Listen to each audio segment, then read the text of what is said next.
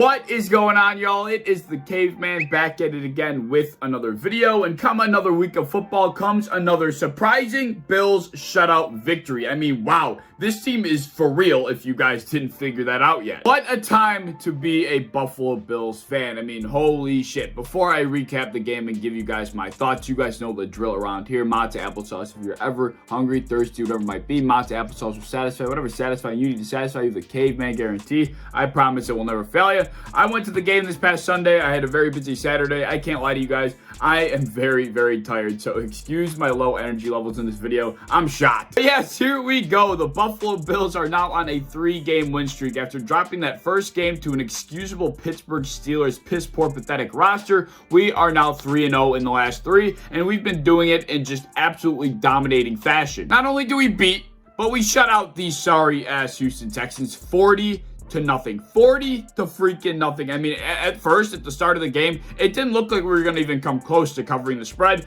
but we covered it with ease. That's twice out of the last 3 weeks that we have shut out an opponent by 35 or more points. I mean, I don't think that's really heard of, to be quite honest. Actually, fun fact, the last team to shut out 2 teams in the first 4 weeks of football was the 2000 Baltimore Ravens. And what did they do? They won the Super Bowl that year, so that's an interesting fact, right? Not to mention, this victory over the Texans gives the Bills the best point differential in the NFL, and it's really not even close. Right now, we sit at plus 90. The not so close second team is the Arizona Cardinals at plus 55. I mean, we are really on a reign of terror right now. Granted, our opponents have not been the best, I will admit to that, but still, at least LeBron James improved, and this was really cool when I saw it. Anyways, yesterday, like I said, I was at the game between the Bills and the Texans, and I can say with complete certainty that that was a roller coaster of emotions that I really didn't expect, at least in the first half. Now, of course, 90% of the takeaways in this football game are positive, but I'm trying to stay as objective as possible. I'm trying to play devil's advocate. I'm trying to see what we can improve on and have a different take from an outside perspective,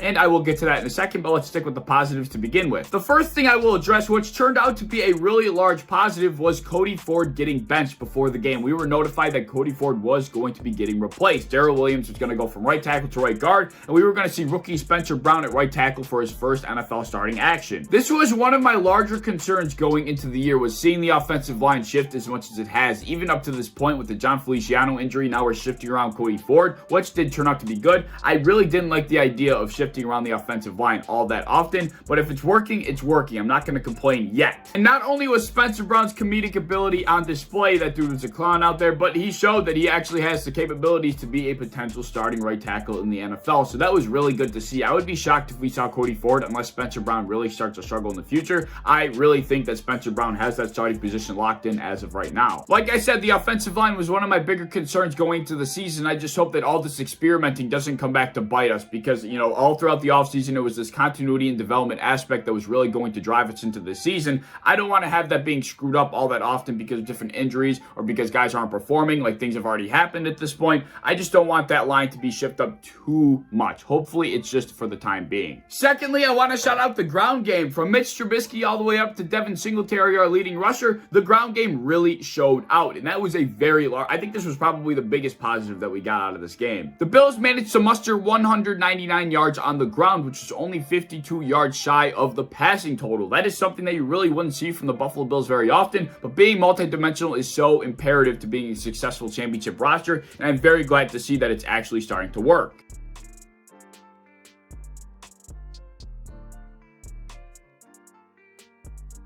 The passing game yesterday was a little bit inconsistent. It was spotty here and there, so it was nice to see that the ground game was able to make up for that, and we were able to move the ball in different fashions. It has not been very often where our running total even came close to matching our passing total, and like I said, being multidimensional is very imperative to being a successful roster going forward, so that was a really good positive that I took from this game. I think that was probably the best thing that we got from this game, to be quite honest. And the final biggest positive that I want to address quickly was Dawson Knox. I hate to love, or I love to hate. I'm not really sure how I feel about it. I just can't believe I'm eating my words about Dawson Knox, but I am. I have to own up to it. Like I feel like I'm saying in every video now after each Bills game, Dawson Knox keeps showing out. I wanted his ass gone, but here we are. The dude is proving me wrong, and you know what? I'm happy about that. I never wanted the kid to fail. I just didn't think he had what it took, but here we are. 2 touchdowns on the day for him, and I'm just going to continue to say this. As long as one of our tight ends are making noise in the passing attack, I really don't care. It could be Tommy Sweeney, Dawson Knox, it could have been Zach Ertz. I don't care who it is. I just was always saying, always preaching that the tight end must be involved. That is how successful teams win. You need a tight end that is often involved. That really wasn't the case last year. I wanted that to change going into this year, no matter who our tight end was,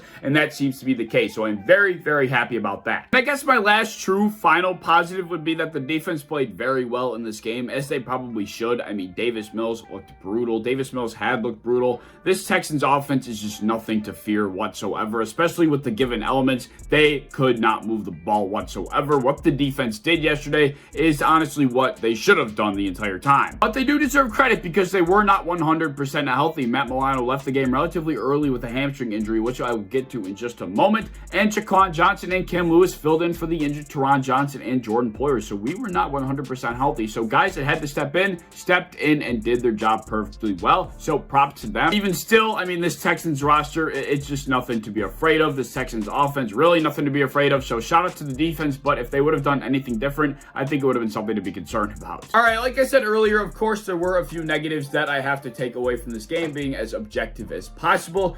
Josh Allen once again looked a little bit human like he has in the past. This kind of reminded me of how he looked against the Miami Dolphins, but understandably, the excuse lies of the rain. The rain was pretty bad in this matchup, so he has a little bit of an excuse this time around in comparison to the Dolphins game. I mean, how do I not double take when Josh Allen's throwing a pick on the first pass of the game and then overthrowing fellas relatively often early on? It did make me scratch my head just a little bit. I get the rain, but I mean, how far does the rain excuse go? I don't know. I guess far in some opinions of some different fans, but just for me, I don't know. But I know for a fact that we should not be blaming the rain for being 3 for 7 in the red zone against the Houston Texans. There's just no excuse for that. You can give Josh Allen a little bit of a benefit of the doubt because of the rain with his passing ability here and there, but going 3 for 7 in the red zone against the Houston Texans and settling for field goals left and right, I mean, no, that just is not how we got to be playing offensive football here, folks. We just slowly but surely beat the Texans into the ground, field goal after field goal after field goal. We just slowly pushed their head deeper and deeper into the dirt.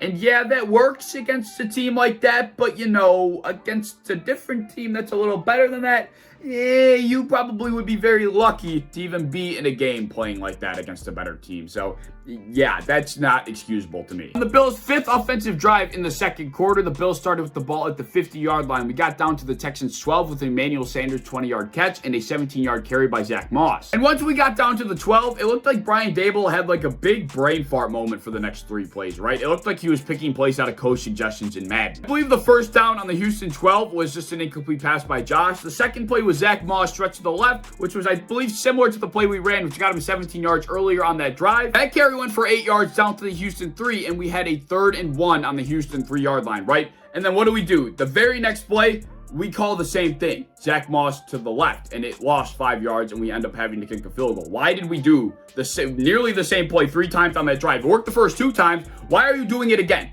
Why? I mean, I understand it worked, but I mean, the Texans are still professional football players. They're not stupid. They're not going to get bashed by the same play over and over again, especially on back-to-back plays. It really, really confused me. I don't think they were both stretches. I'm not exactly sure what the runs were exactly, but we ran the same thing. It was essentially the same play to the left side, and Zach Moss ended up losing yards and it forced us to kick a field goal. Just little things like that are what loses us games. Bad play calling in big spots like that. If it was a better team, we need 6 points there. And not to mention, earlier in the game, we had a 4th and goal at the Houston Texans 2-yard line. And what do?